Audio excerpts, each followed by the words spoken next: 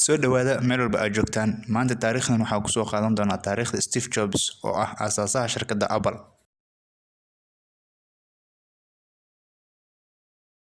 Steve Jobs waxa uu dhashay 24 Febraayo 1955.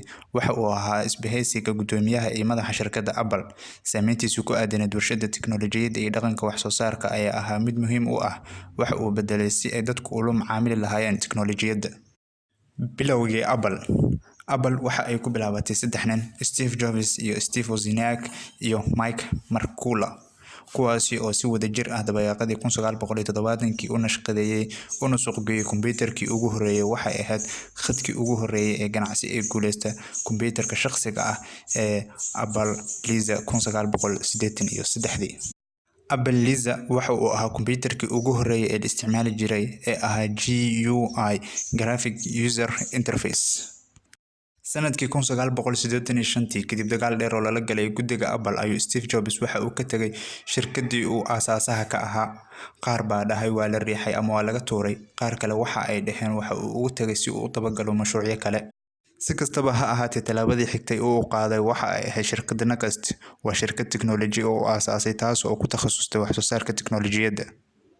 Sanadkii 1983, Steve waxa uu qayb weyn ka qaatay Lucasfilm. Waxay diiradda saaraysay horumarinta sawirrada kombiyuutarada laga soo saaray ee loogu talagalay filimada. Steve waxa ay heleen shirkadda hadda loo yaqaan Pixar. Kadib tijaabooyin badan, Pixar wuxuu sii daayay Toy Story 1995. Waxaa loo aqoonsaday Steve soo saaraha fulinta.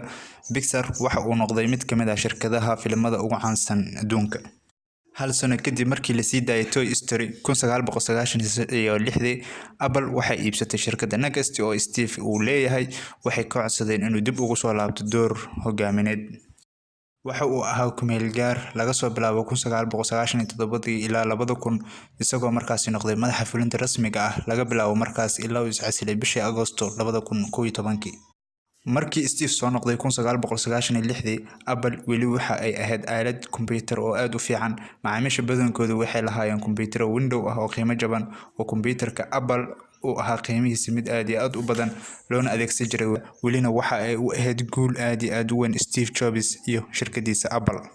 Sanadkii 2010 kadib kala duwanaansho badan oo iPhone iyo iPad ah, waxaa la soo bilaabay soo dhaweyn bilow ah, laakiin dadku ma arkin baahida loo qabay. Laakiin Steve Jobs waxa uu ogaa inay saameyn weyn ku yeelan doonto, oo waxa ay noqotay bishii Maarso 2011 in ka badan 15 milyan oo iPads ah ay ku jireen suuqa xilligaas.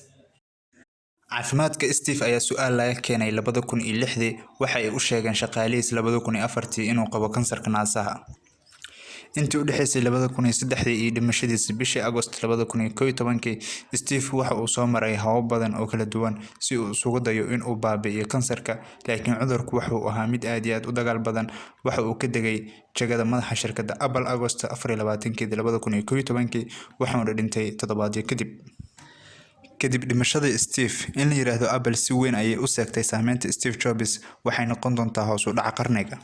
Hal abuurnimadii ugu dambeysay ee Apple la soo daayay suuqa waxaa hoggaanka hayay Steve Jobs. Intaas ayay nooga eg tahay taariikhdii koobnayd ee ugu hadlaynay Steve Jobs noloshiisa. Fadlan haddaad nagu cusub tahay, subscribe saar channelka. Mahadsanid.